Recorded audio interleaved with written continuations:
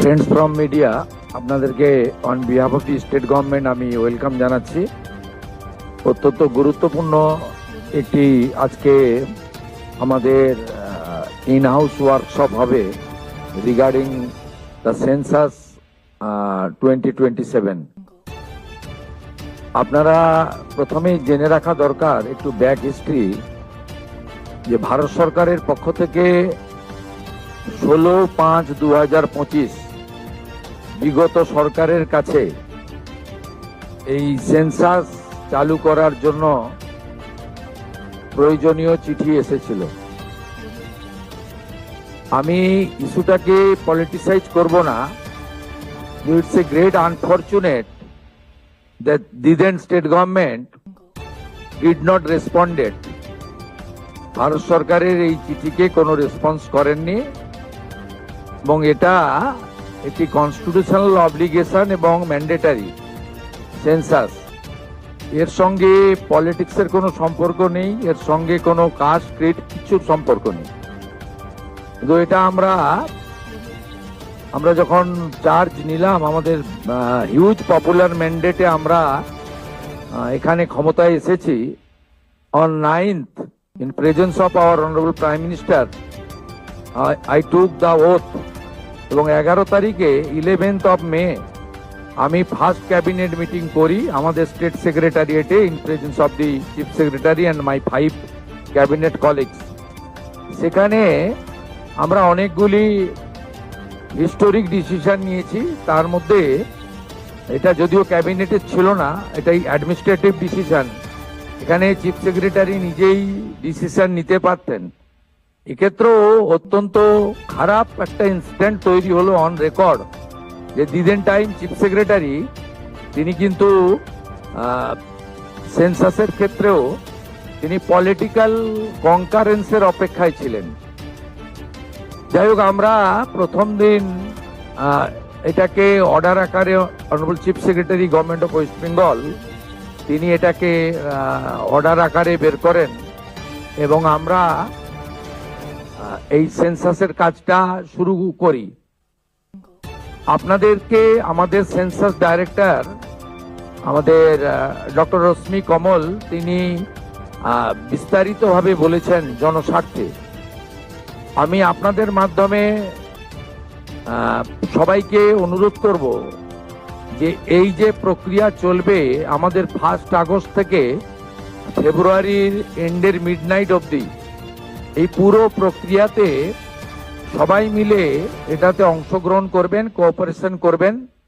যে নতুন দুটো সুবিধা এই প্রথম আমরা সেন্সাসে, লাস্ট সেন্সাস 2011-এ হয়েছিল, তারপরে আমরা নতুন দুটো সুবিধা ভারতবর্ষ জুড়ে দেওয়া হচ্ছে এবং ভারতের বিভিন্ন রাজ্যে ইতিমধ্যে এই প্রক্রিয়া অনেকটা এগিয়ে গেছে, আমরা অনেকটা পিছিয়ে গেছি। আমাদেরকে উইথিন দ্য স্টিপুলেটেড টাইম, যে টাইম ফ্রেম আজকে ডিক্লেয়ার করেছেন ম্যাডাম কমল, সেটা আমরা পাবলিক এবং সবার সহযোগিতা আপনাদের মাধ্যমে চাইব যে 1 আগস্ট থেকে আমাদের 15 আগস্ট পর্যন্ত আপনারা সবাই এটা করবেন এবং তারপরে আপ টু 14 সেপ্টেম্বর পর্যন্ত এই যে স্কোপটা আছে সেটা আপনারা সবাই কাজে লাগাবেন। তাতে এবারে প্রথম ডিজিটালি হচ্ছে, আর আমাদের সেলফ এনুমারেশন করার একটা স্কোপ যেটা এর আগে ছিল না, সেটাও আমরা পাচ্ছি। আমি এই সেন্সাসে সকলের অংশগ্রহণ, পার্টিসিপেশন এবং আপনাদের সবার সহযোগিতা প্রার্থনা করব, কারণ এটি অত্যন্ত গুরুত্বপূর্ণ এবং বিশেষ করে আমাদের এই রাজ্যে সেন্সাসের ডাটা খুব ইম্পর্টেন্ট। কারণ আমাদের রাজ্যে প্রায় অ্যাপ্রক্স 600 কিলোমিটার বর্ডার এলাকা বাংলাদেশের সঙ্গে, সেখানে ফেন্সিং না থাকার জন্য এবং আর্লিয়ার স্টেট গভর্নমেন্ট বিএসএফকে ল্যান্ড না দেওয়ার ফলে আমাদের রাজ্যে অনেকটা ডেমোগ্রাফি চেঞ্জ হয়ে গেছে। আপনারা কয়েকদিন ধরে টিভিতে দেখছেন যেভাবে বাংলাদেশ বর্ডার এলাকাতে মানুষজন ফিরে যাওয়ার জন্য লাইন দিচ্ছেন, দে আর নট ইন্ডিয়ান, এবং এদের নাম সেন্সাসে আসতে গেলে যে যে তথ্য বা ডকুমেন্ট লাগবে এগুলো ওরা দিতে পারবে না। তাই সেন্সাস খুব ইম্পর্টেন্ট আমাদের রাজ্যের জন্য, কারণ এই রাজ্যে ডেমোগ্রাফি অনেকটা চেঞ্জ হয়ে গেছে।